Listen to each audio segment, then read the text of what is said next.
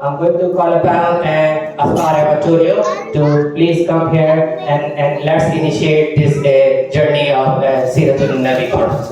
I will start by taking the name of the Rasul. Some of very profound ayah that Allah subhanahu wa ta'ala descended upon the Prophet sallallahu alaihi wasallam. So one of the biggest things that will come to my mind, understanding that Allah subhanahu wa ta'ala himself praises the Rasul sallallahu alaihi wasallam. Allah खुद तारीफ करता है.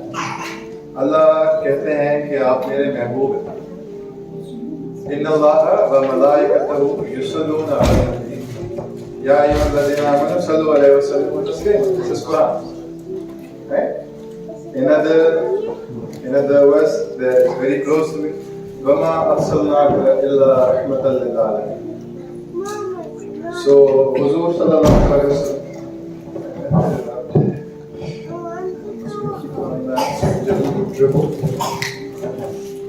So, what I'm trying to say is that Allah subhanahu wa ta'ala created this amazing, beautiful world, right? And then He created us. There is a reason why He created us. Yeah. Okay, that's that. Thank you. So there is a reason why He created us.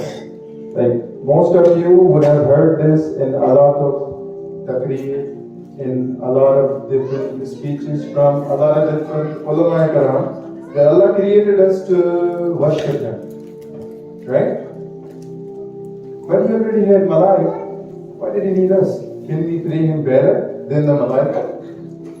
Like, I mean, let's say Jibrail, let's say Israfil, let's say Mikael, all those amazing angels that He already had created before us. And what is their purpose? Well, so their purpose is to praise Allah. वो अल्लाह की तारीफ करने के लिए अल्लाह ने बनाया हुआ है. उनका और कोई reason नहीं है. They have no willpower of their own. So what they do is, whatever Allah tells them to do, they just continue doing that. Right? So Allah did not need to create another creation that was similar to them, and it was created only to worship Him. Right? So Malaik was the first creation, and then uske baad he went in and he created jinn, right? So jinn came through a different type of energy, right? And then unke andar there was this, chaos among them, and then they started, doing different things. Acha, uske baad we went in and Allah Ta'ala brings all of them together and say, hey, listen, what I'm going to do is I'm going to create a human. Isn't that jinn and malaika are already established creations at that point. And then what does Allah do? Allah tells them, hey, listen, I'm going to create another creation that's very close to me, and they're going to be my Khalifa. So they're going to be, my life. They're going to be the people who's going to have some of the characteristics that you don't have.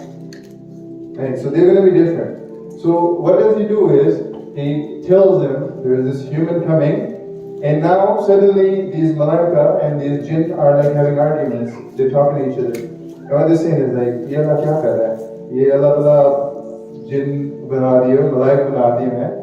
Abhi you're going to try and create human, and they're going to create chaos in the world. How do malaika know that the human, when they were born, are going to be creating chaos on the planet? Like, humans did not exist, right? So they must have seen something that we didn't know.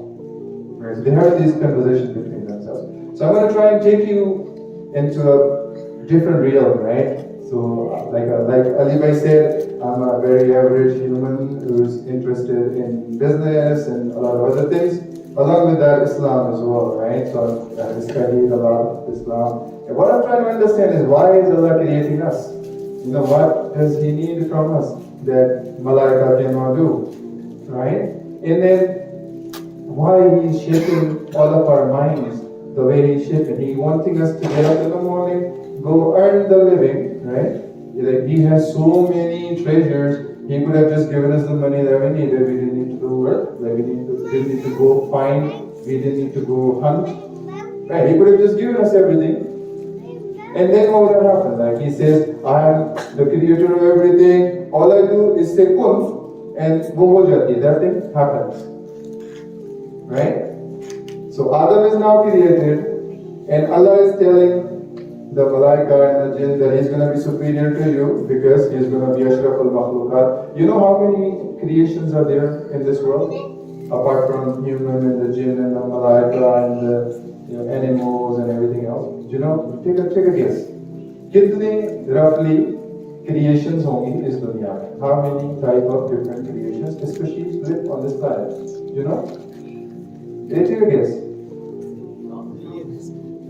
1.3 million different type of creation live on this planet, along with humans. We are just one of them. How many creation है? Just a different type of creation, right? So the angels got wings, they can fly. We don't have wings. How are we superior to them? Have you ever thought that, okay, there's a jinn sitting, and then take the best scenario of a jinn, the powerful jinn, the Iblis, let's say, right? So the shaitan, the biggest one of them is sitting on one side, and he's their head off. Okay, like most of us work in an organization, so I'm going to try and relate this to the dunya works, right? So one of the CEOs is saying, hey, the CEO is saying, I'm going to create this creation. And then there's a CTO sitting, right? Chief of Technology is a jinn, and there's this human resource, whatever, CTO, like head of sitting, Malaika, and then there's this small little human. Right, so we are like 5 feet, 6 feet, 7 feet, 8 feet. And when Huzur saw Jibreel in his true form, he had 300 wings. Some of the narration said he had 600 wings. So he had 600 arms. So there is this Jibreel sitting, there is this Israel sitting, right? We are all scared of him. And there is this jinn sitting in Shaitan. And there is this 6 feet tall insan sitting. And Allah is saying, well, He's going to lead you all because He's going to be my Khalifa. Do you think that insan sitting there, was that 5 feet, 6 feet, 7 feet insan? That was challenging the biggest of the creations? You know what was happening there? What did Allah give to us that He did not give to anyone else? Why did He, like, how are you superior? Why are you a Shaykhul Makhlukat? Have you ever thought, like, what have Allah given you better that He has not given to anyone else? What makes you different? So, when Allah was creating the human and everything else, in jinn and all, they are having this amazing arguments, why is Allah creating this? During all of this, Allah creates one thing, one beautiful thing, another thing that He creates. And this thing is very beautiful, this is very shiny, this is very glittery, but it's very shy. And it just doesn't want to come out, because all the smart things are very shy. They just want to be in the back, They're not very loud. So, Allah creates this beautiful thing. It's called aql, it's called wisdom. So, Allah aql banata hai. सबके सामने आता है with among the malaika and the jinn and all the creations, and comes in and says, hey wisdom, come out, I've created this amazing beautiful thing, I want you to come out in front of everyone else. Aql just comes here, right, in front of you. And then Allah says to Aql, look at this beautiful thing, can you turn around so everybody can see you very well? Right, so Allah just brings Aql out in its original form. I don't know what that original form would be, right? Because He just put it in our heads here right now.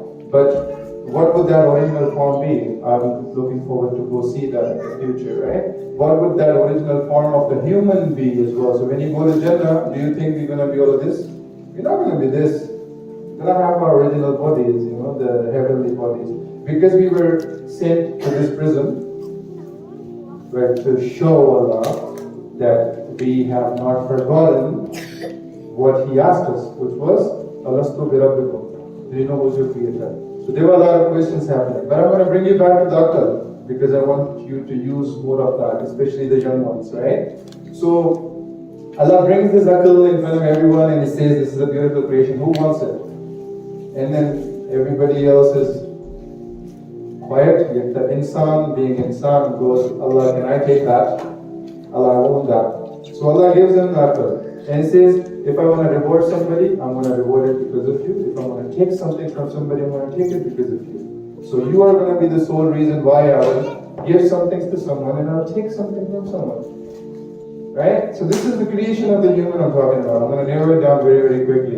And I'm going to bring you to the next point. So insan is different to all the other creations and superior to all the other creations because Allah gave us this beautiful thing called aql, the wisdom. So we need to use that in all walks of our life, be it business, be it religion, be it connection with Allah, be it our jobs, be it anything else. We have to keep using that aql to find Allah. Then we have to find Allah. How can we find Allah? Right? So because He's everywhere, but I can't see Him. Right? So how do I find Him? So I have to feel Him. So I have to go through a medium to find Him. So when you go in and take a book, take an exam, we are in a college, we are in a university, I'm going to relate it back to the world, right? So step 2. Number 1, you are created beautiful and amazing because you got aql and nobody else has that. Right? You got a free will. You got that amazing thing in us that Allah gave us. Number 2, with using that aql, He wants us to look at the nishaniya, right? Look at His signs. So anything beautiful, Allah has hidden it into something. You have to dig it to bring it out. So gold, it's not lying on the surface that you can just go take it. No, it's hidden in a cave. You have to dig it. Right? When you dig it, you have to work hard for it. You find it, then it's valuable. Similarly, Allah gave us this aql, then He hid a lot of His things and His signs, different signs. In the Quran, He gave us that open book that He's going to take our exam from. So most of you are students here. Once in your life, you would have done open book exam, right? Yeah, you've done open book exam? What do they do in the open book exam? They give you an open book and say you can read from that book and these are the questions I'm going to ask you and you have to give me the answers of those questions. This is what they do in open book, right? Allah has done the same thing. It's given you a book, it's in front of you, as the true book. He took upon Himself to say nobody will be able to change this book. I'm going to make sure nobody is able to do that. Then He gave you those directions. Now sometimes we are very, very not smart, right? So what do is we ask always, give us a practical demonstration of this task. How am I supposed to do this thing in my job? So they give us an internship period, right? So in the internship period, they teach us how to do this job. So Quran was revealed upon Muhammad sallallahu alaihi wasallam. He was the role model. He was the one who were to show us exactly how we need to follow Quran to find Allah.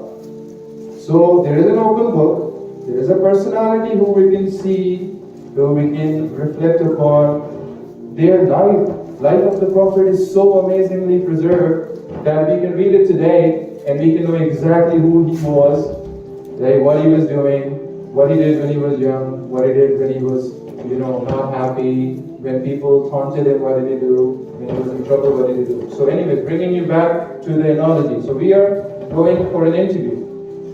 We are going for an examination, and that examination is based on this open book, and you got this personality who has lived his life to show you how we need to live our life. Then Allah Ta'ala says in the Quran, it says one day, like I created this universe in 6 days.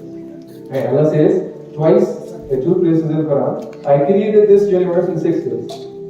But my one day is like your 1,000 years. Right, because Allah is beyond space and time. So anybody who knows physics would know space and time is a 3rd dimension, 4th dimension, applies only to humans. Allah is superior than space and time. Right? Time, the way we see it, does not apply to Allah. So that's why He gives us 2 narrations. He says 2 verses in the Quran. Surah Sajda, Surah Hajj. He says, your 1 year, my one day, is equal to your 1,000 years. And then the day of judgment is going to be equal to 50,000 years of human life, human terms, years. So imagine that Allah has one day that's equal to 1,000 years. How long is your life? 60 years? 80 years? 100 years? Right, maximum, this is what we live for, right? 20 years, we don't know, we don't have a clue, we're learning, we're in schools. After 40, 50, 35, 40, we start to understand things. Anyways, if we live these 80 years, compare that to that Allah's day of 1,000 years, our life on this planet is hardly 2.5 minutes. So this greediness, this amazing business person that I want to be, these amazing houses that I want to build, this beautiful car that I want to have, the successful person that I want to be, the wealth that I want to amass, the amazing kids that I want to grow, the legacy that I want to leave behind is just for 2.5 minutes, my friends. So in that 2.5 minutes, we are given that book, we are given that seerah of the Rasul, so that we can answer those questions. What are the questions? Allah has already given you the questions as well. Right? The first couple of questions, Munkar Nakir asks you, who is your Rabb? Who is your Rasul? Who is your religion? Then a couple of questions down the line, Allah asks you, and He says, I gave you youthfulness, what did you do with that? I gave you money, how did you earn it? How did you spend it? Those kind of amazing things. Those are questions that we have been told in Quran, in Seerah, what Allah is going to ask, right? Then He gave us a book, then He gave us the life of the Rasul. Very, very easy. It's supremely easy, guys. Like, a person like me can read this and learn this. It's very, very easy. Try it out. Just try and read Quran once in your life with the translation. Especially the young ones right here.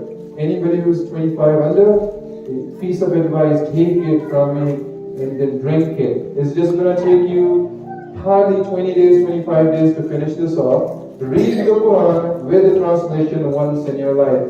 Majority of your chaos in your head is going to be gone. Then, after a couple of months, give it another try with the tafsir. It's going to take you 2.5 months to finish this. 2.5 months, you're going to know everything that Allah is looking from you.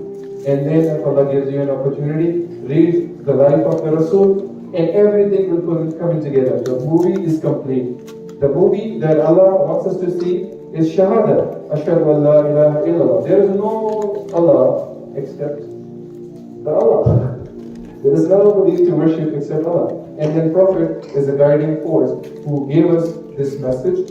We trusted this message. We have to love it. We have to follow that message. And we have to continue on progressing, making our iman higher and higher and higher, just by following His teachings. Thank you so much for your time. Jazakallah khair, and I'll take leave.